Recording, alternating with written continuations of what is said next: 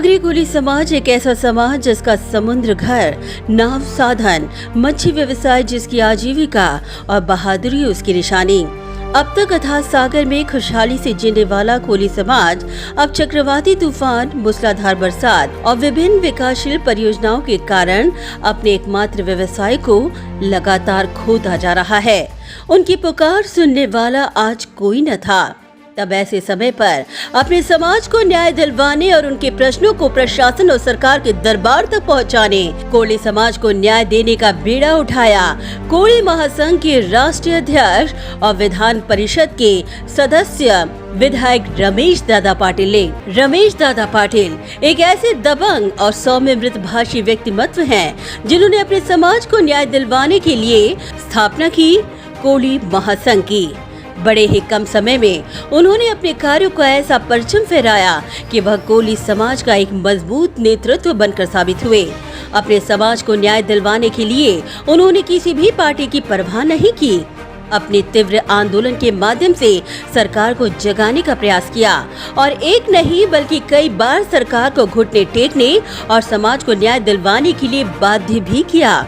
नवी मुंबई के एक साधारण मृदभाषी व्यक्ति रमेश दादा पाटिल द्वारा अपने समाज के लिए किए गए इन्हीं निस्वार्थ कार्यों के कायल होते हुए तत्कालीन मुख्यमंत्री देवेंद्र फडणवीस ने उन्हें टीम भारतीय जनता पार्टी का महत्वपूर्ण अंग बनाते हुए उन्हें मछुआरों के प्रश्नों के निराकरण के लिए सीधे विधायक के रूप में उन्हें विधान परिषद में भेजा। 2021 में वह महाराष्ट्र विधान मंडल अनुसूचित जमाती कल्याण समिति के सदस्य बने और अब प्रधानमंत्री श्री नरेंद्र मोदी जी के मजबूत साथ के दम पर राष्ट्रीय मत्स्य विकास मंडल के गवर्निंग काउंसिल सदस्य पद पर उन्हें नियुक्त किया गया है, जिसके बाद से रमेश दादा पाटिल के कार्यों की रफ्तार को रोक पाना मुश्किल ही नहीं बल्कि नामुमकिन बन गया है। कहते हैं कि मूर्ति लहान पण कीर्ति महान, इसी का परिचायक बनकर साबित हो रहे हैं रमेश दादा पाटिल, जिन्होंने कोली समाज के विभिन्न मुद्दों को लेकर किए गए जन आंदोलन के माध्यम से अपने मजबूत कार्यों का दमखम दिखाया है। कोली समाज की विभिन्न मांगों को लेकर उन्होंने मुंबई चुनाभुट्टी सोमैया ग्राउंड में देता की जाता मोर्चा के माध्यम से अपनी ताकत का परिचय दिया। मुंबई स्थित आजाद मैदान पर मोर्चा निकालकर कोली समाज के परवाने, नुकसान भरपाई जैसे असंख्य मुद्दे उठाकर सरकार को जगाया। अनुसूचित समाज की मांगों को लेकर आजाद मैदान में एक दिवसीय धरना आंदोलन किया। ओबीसी समाज को राज्य के आरक्षण को सरकार द्वारा कम करने पर धड़क मोर्चा निकालकर अपनी आवाज बुलंद की। नवी मुंबई विमानतल को स्वर्गीय दीबा पाटिल के नामकरण की जंग में वे सबसे आगे रहे। ऐरोली जकात नाका के यहाँ आए अवैध मच्छी मार्केट को उन्होंने मुंबई में स्थानांतरित करने के मुद्दे पर आंदोलन का इशारा किया। कोली महासंघ राष्ट्रीय अध्यक्ष रमेश दादा पाटिल ने जिंदगी में कभी हारना नहीं सीखा। न केवल उन्होंने आंदोलन किया बल्कि इन आंदोलन का सकारात्मक नतीजा भी वे लेकर आए। पूर्व मुख्यमंत्री देवेंद्र फडणवीस के नेतृत्व में उन्होंने 21/10/2015 को महाराष्ट्र सरकार के शासकीय व निम्न शासकीय सेवा में संलिप्त 20,000 कर्मचारियों को संरक्षण परिपत्रक निकाल कर दिए। 2018 के मॉनसून सत्र में 70 वर्षों से प्रलंबित मुंबई के 41 कोलीवाड़ा के कोली समाज के लोगों के घर उनके नाम करने का धोरण निश्चित करवाने में उनकी महत्वपूर्ण भूमिका रही। शिवड़ी नावा शेवा ट्रांस हार्बर लिंक परियोजना से प्रभावित नवी मुंबई के प्रकल्पग्रस्तों को MMRDA के माध्यम से 25 करोड़ नुकसान भरपाई उन्होंने मंजूर करवाई। रमेश दादा पाटिल के प्रयत्नों के कारण कल्याण डोंबिवली मच्छी विक्रेताओं के 25 वर्षों का प्रश्न हल करवाकर उन्होंने मछुआरों को अधिकृत परवाने का वितरण करवाया। अलीबाग स्थित रेवदंडा में कोली महासंघ के लगातार फॉलोअप के बाद 42 करोड़ की लागत में जीटी का काम मंजूर करवाया। ठाणे जिला और नवी मुंबई खाड़ी क्षेत्र का 70 वर्षों का प्रलंबित प्रश्न हल करवाते हुए गाड़ अर्थात मिट्टी निकालने का महत्वपूर्ण मुद्दा 2021 के हिवाली अधिवेशन में सुलझाकर उन्होंने मछुआरों को न्याय दिया।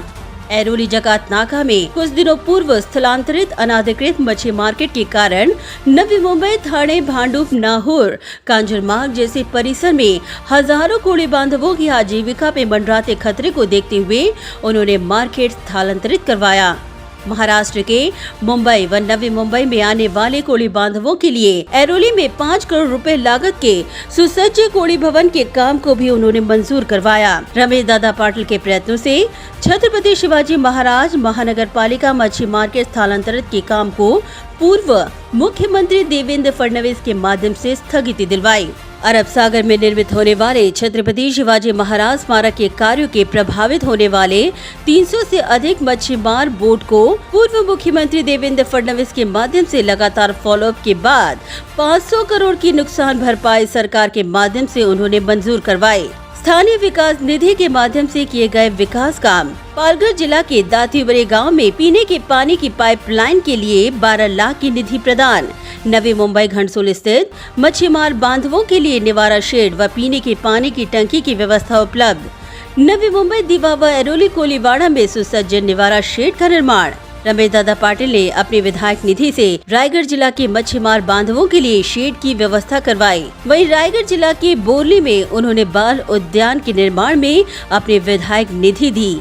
रायगढ़ जिला स्थित मुरुड़ में चक्रवात के कारण उद्ध्वस्त मच्छी मार्केट का निर्माण करवाने में भी उन्होंने अपनी विधायक निधि प्रदान की। नवी मुंबई स्थित नौसिल नाका में निवारा शेड का निर्माण करवाया। लातूर जिला के कासार बालकुंदा में कोली बांधवों के लिए 10 लाख निधि की मदद से सभागृह का निर्माण करवाया।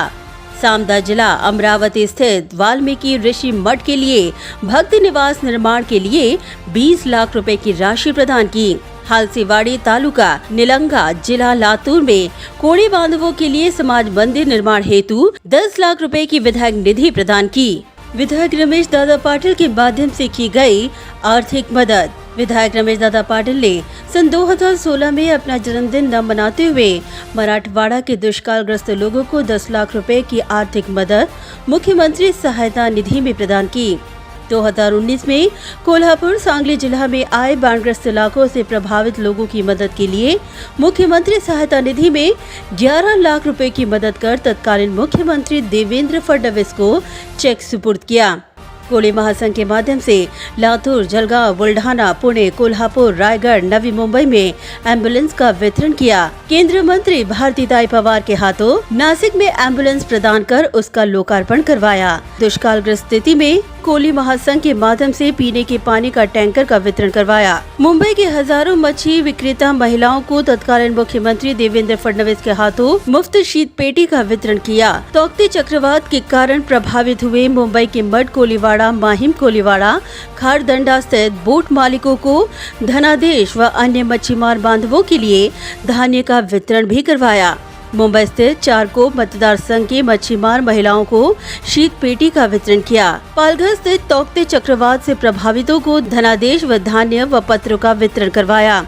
निसर्ग चक्रवात से प्रभावित 2500 कोली बांधवों व बहनों को पूर्व मुख्यमंत्री देवेंद्र फडणवीस और विधान परिषद के विरोधी पक्ष नेता प्रवीण दरेकर के हाथों शीत पेटी, जाल व अन्य साहित्यों का वितरण किया।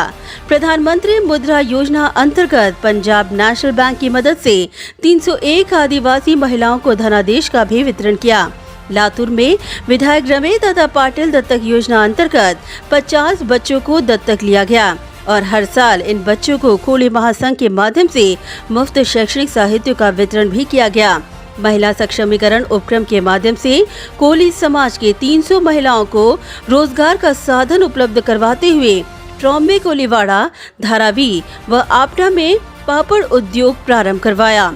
पंढरपुर में मूसलाधार बरसात में चंद्रभाग का बांध ढहने के कारण कोली समाज के 4 बांधवों की मृत्यु पर उनके परिवारों को आर्थिक मदद की। ऐरोली स्थित गजानन महाराज मंदिर के जीर्णोद्धार, सिंधुदुर्ग में विठल रखुमाई मंदिर के लिए 5-5 लाख रुपए की मदद की। वहीं ऐरोली तुलजा भवानी मंदिर को 1 लाख रुपए सुपुर्द किए। इतना ही नहीं, देश की सीमा में सुरक्षा में वीर गति को प्राप्त हुए दुधगांव निवासी वीर जवान स्वर्गीय नितिन कोली के परिवार को 1 लाख रुपए की मदद मुहैया करवाई।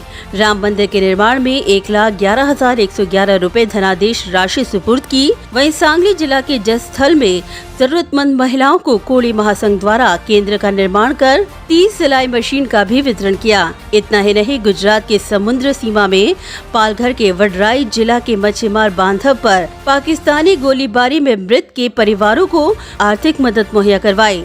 नासिक में विधायक रमेश दादा पाटिल के द्वारा केंद्रीय मंत्री भारती पवार के हाथों विद्यार्थियों को टैब का वितरण किया गया। रत्नागिरी ढाबोल स्थित कोविड सेंटर में स्थित विकास विधायक निधि के माध्यम से 33 लाख की मदद की। नवी मुंबई अस्पताल को 15 लाख की विधायक निधि प्रदान की। पालघर जिला के 7 पार्टी में स्थानीय विकास विधायक निधि के माध्यम से 15 लाख रुपए की एम्बुलेंस का वितरण किया। नवी मुंबई के नौसल नाका के जरूरतमंदों में मुफ्त धान्य व जीवनावश्यक वस्तुओं का वितरण किया।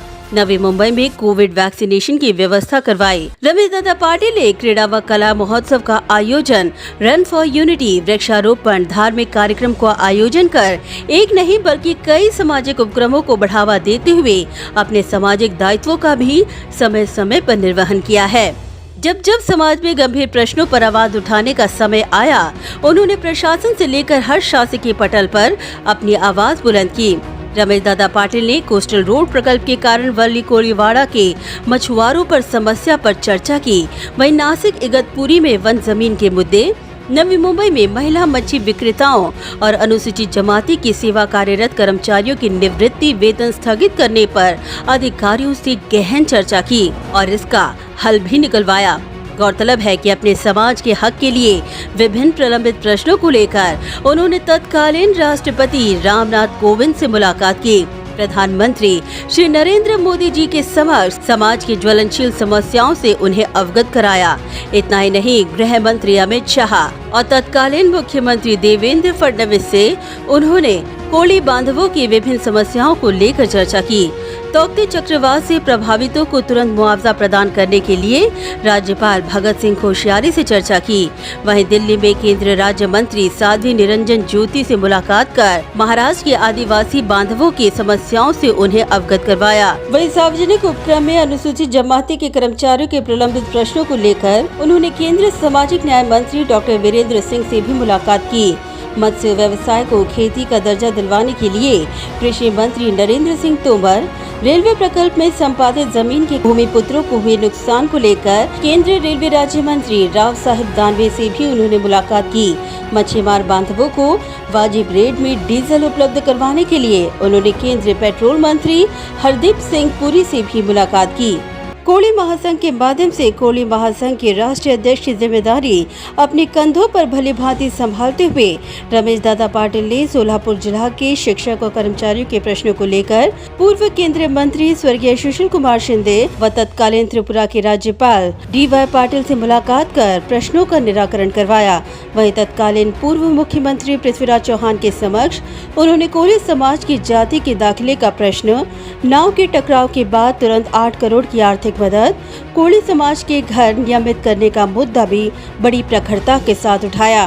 खेल उत्सव को उन्होंने हर बार बढ़ावा दिया। हर घर तिरंगा अभियान को जहां पर उन्होंने जोश खरोश के साथ गति दी और साथ ही हर साल स्वतंत्रता दिवस और गणतंत्र दिवस की खुशियां भी उन्होंने जोश खरोश के साथ मनाई। साथ ही कोली महासंघ को राजनीतिक, सामाजिक और सांस्कृतिक क्षेत्र में भागीदारी प्रदान करने के लिए कोली महासंघ के राष्ट्रीय अध्यक्ष रमेश दादा पाटिल के नेतृत्व में अखिल भारतीय आदिवासी कश्यप, कहार, निषाद, भोई, कोली, कोरी समन्वय समिति के राष्ट्रीय अधिवेशन का भी उन्होंने आयोजन किया, जिसने फिर एक और बार इस बात को साबित कर दिया कि कोली समाज की राज्य में बुलंद नेतृत्व और बुलंद आवाज सिर्फ एक है और वो है रमेश दादा पाटिल। यही कारण है कि आज समाज के असंख्य जनसैलाब उनके साथ है और वह अपने कर्तव्य के अश्वमेघ के घोड़े के साथ लगातार आगे बढ़ रहे हैं।